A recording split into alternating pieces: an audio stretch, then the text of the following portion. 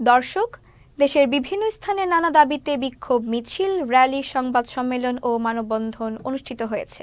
প্রতিনিধিদের পাঠানো তথ্য ও ছবিতে দেখুন ডেস্ক রিপোর্ট।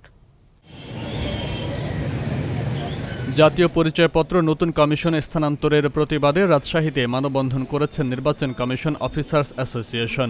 বৃহস্পতিবার রাজশাহী বিভাগীয় নির্বাচন কমিশনের সামনে এই মানববন্ধন অনুষ্ঠিত হয়। বাংলাদেশ নির্বাচন কমিশনে নিরপেক্ষ একটা সংস্থার কাছে এই তথ্যটা থাকলেই নিরাপদ।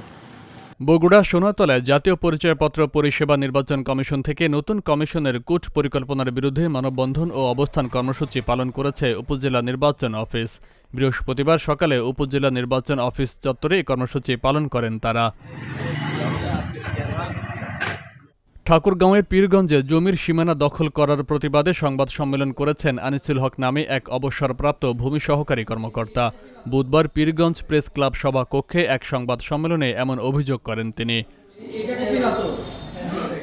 পটুয়াখালীর গলাচিপায় উপজেলা গণ অধিকার পরিষদের আয়োজনে খুন, ধর্ষণ, চাঁদাবাজি, ছিনতাই সহ আইনশৃঙ্খলা পরিস্থিতির অবনতির প্রতিবাদে বিক্ষোভ মিছিল অনুষ্ঠিত হয়েছে।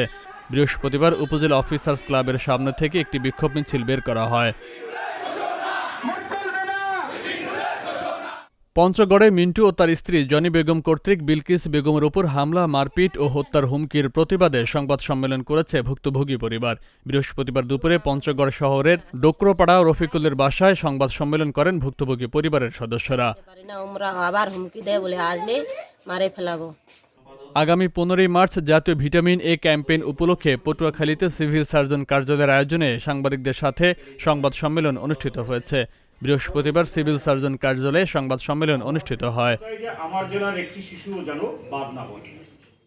গাজীপুর মহানগরীর 22 নম্বর ওয়ার্ড যুবলীগ নেতা রাসেল মোল্লা ও তার পরিবারের বিরুদ্ধে চাঁদাবাজি, জমি দখল সহ হত্যার হুমকির অভিযোগে সংবাদ সম্মেলন করেছেন রাহেলা বেগম। বৃহস্পতিবার দুপুরে গাজীপুর সেন্ট্রাল প্রেস ক্লাবের সম্মেলন কক্ষে এ সংবাদ সম্মেলন অনুষ্ঠিত হয়।